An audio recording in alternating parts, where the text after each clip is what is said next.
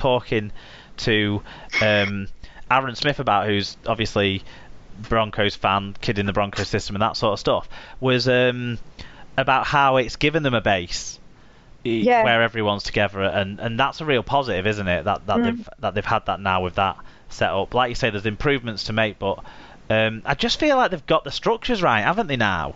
I always felt very bitter towards London in the early days of Super League. You know, they were there by artificial means. They weren't following any of the rules. You know, salary cap didn't apply to them. Overseas rules didn't apply to them. Rugby League was so desperate to have them. And I feel now that they were relegated and they've gone away and they've rebuilt properly.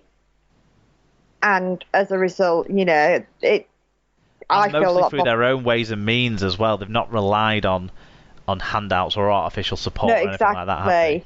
Yeah. So, yeah. I mean, it's been a real positive experience to have them in Super League, and Danny Ward and stuff. They've been great, haven't they? I don't want them to get other jobs because I want them to keep building what they're doing there at London and give that another couple of years before they move on. Yeah. I mean, for me, they've been a credit to the league.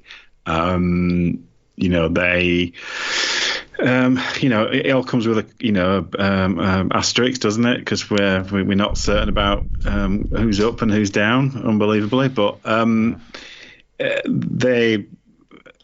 if they are back in the Championship for another day, I think. We'll leave that. But I think the whole, as I said, their performances on the pitch, the way that they've handled themselves, their competitiveness, everything means that they've represented themselves and covered themselves in, giving themselves real credit. If let's assume they're back in the Championship next year, I think it'll be a very open competition next year to see who's competing to go up. But I think they've got a stable base. I don't see them crashing and burning, unlike some other teams that have gone down, mentioning no names.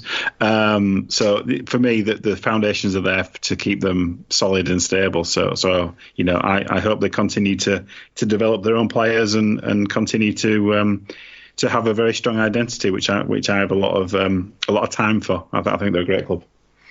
And I think as well, you know, if you had said at the start of the season, A, that London were going to win 10 games, and also B, the team that got relegated was going to have won 10 games.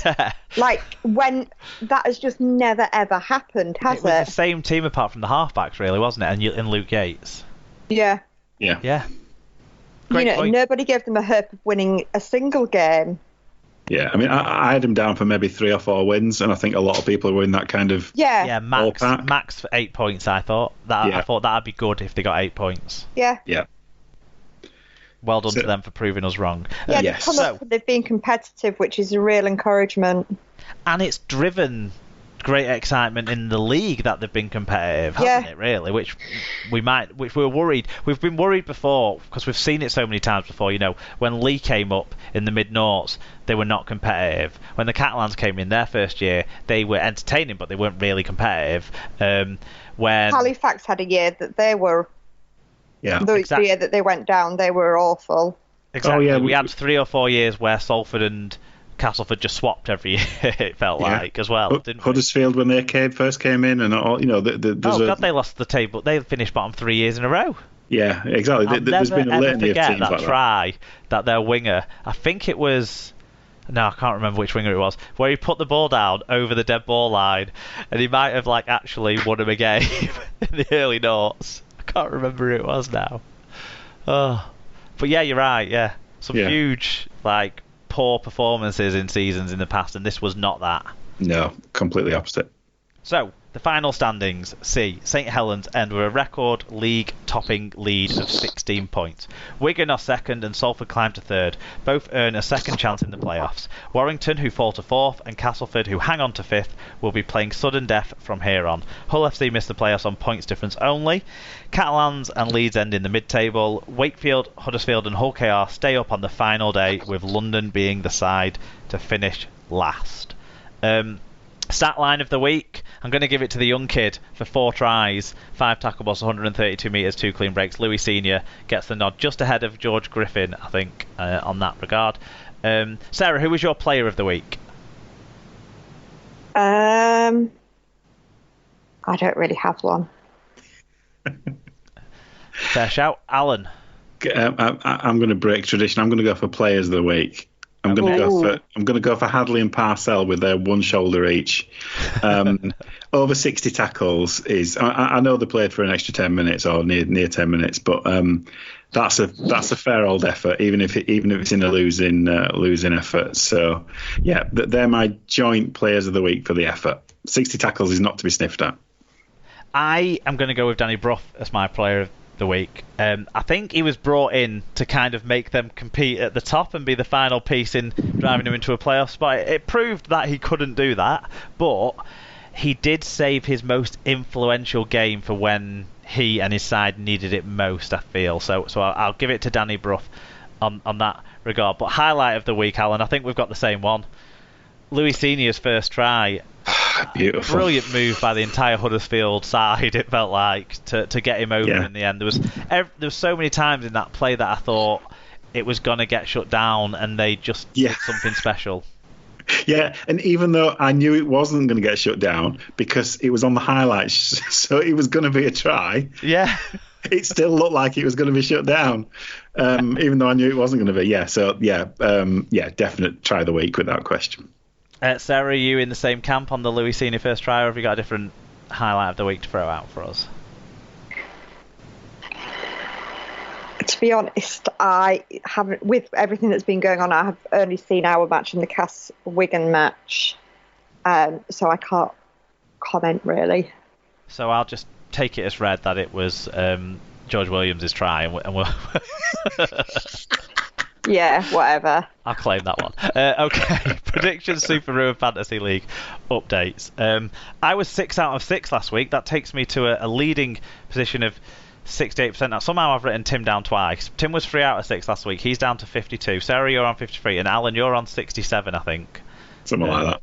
But you do stay top in the Super Brew. However, second place John Bennett, he's putting the pressure on you here. He wore the yellow cap this week. And if I remember right, it still runs through the playoffs. So I think John could catch you. I think John's a Cass fan.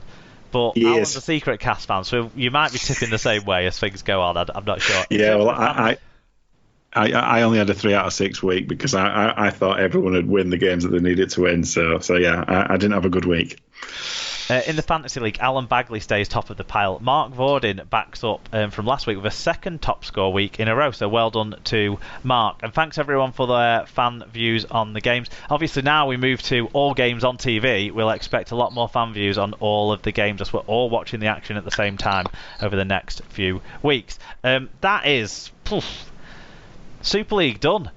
Regular season in the books. We're now going to... Super League moves on to the playoffs, and so will we in the other leagues that we talk about as we move into other results.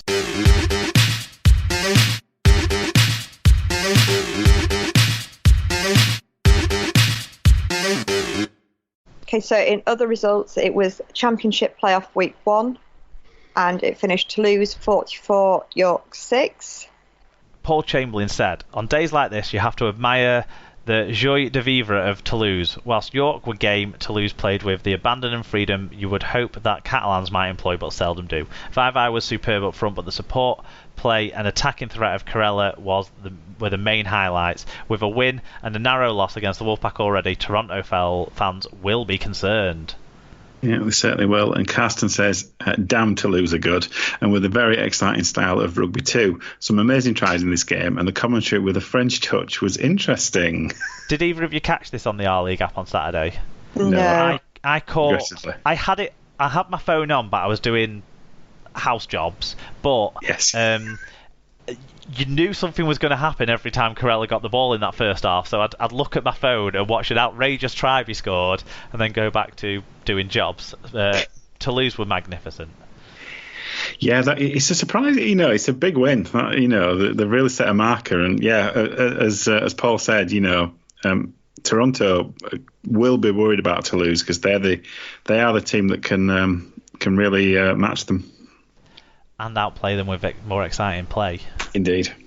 It also finished Lee 18, Featherstone 34. And Carsten said, outstanding game by the Leeds Rovers and well-deserved win. Lee proved that money doesn't buy success. And Paul Chamberlain says, couldn't happen to a nicer bloke than Delboy, especially after last year's fiasco and then the reassembly of the Expendables 2 this year. On the flip side, it's good to see a great club still in with a chance of silverware after a difficult season. Really hope Leeds go all the way. Let's credit where it's due. Some of the Leeds youngsters in this Rovers side were fantastic. Alex Sutcliffe and Callum McClelland were both brilliant in this game, and Fev played a blinder. They were miles the better team and much deserved the win. Cancelled contracts all the way. Sorry. I can't resist a dig at old Derek. I love a dig. Annie. Yeah. Let me know when you finish digging. Go on. Go for it, Sarah. In the League One playoffs, it was also week 1, and it finished Newcastle 6, Doncaster 20. And Paul Chamberlain said, hugely disappointing from the Chunder, who failed to live up to any hope. In a scrappy game, they should have been down to 12 men for a horrendous headshot by Matty Wright. Yes, that was disgustingly bad, that high shot. I've not seen much more of a clothesline than that. It's got the right grading on the sentencing. That's what I would say. The referee should have straight redded him.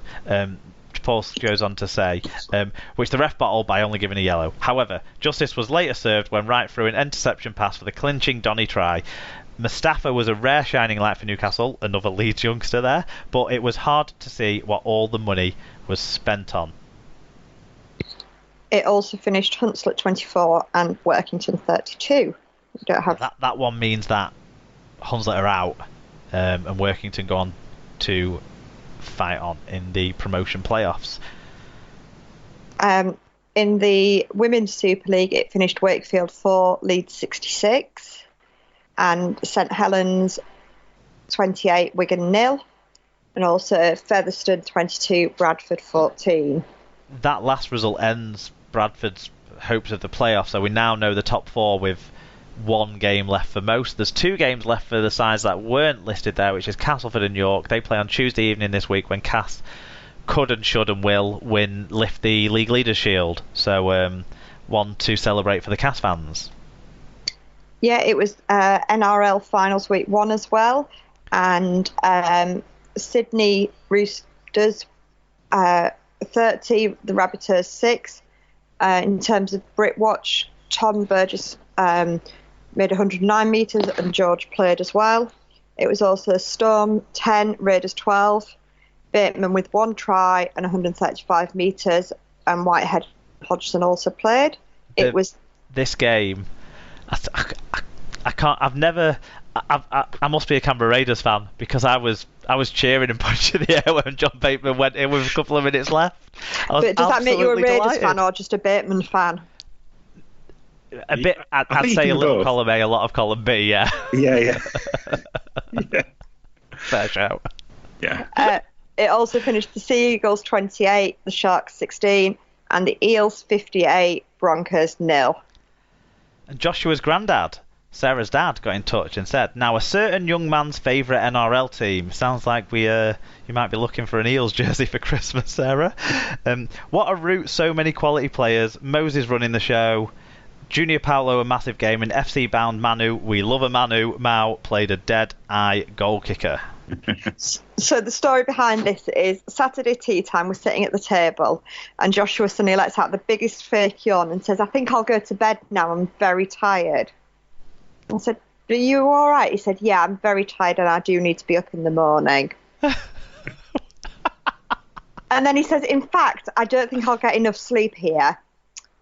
Can I see if I can go and sleep at Grandma and Granddad's tonight instead? The manipulative little man. So he rings up my dad to see if he can go around, because if he watches the rugby here, he has to watch it on my phone compared to the TV at Mum and Dad's.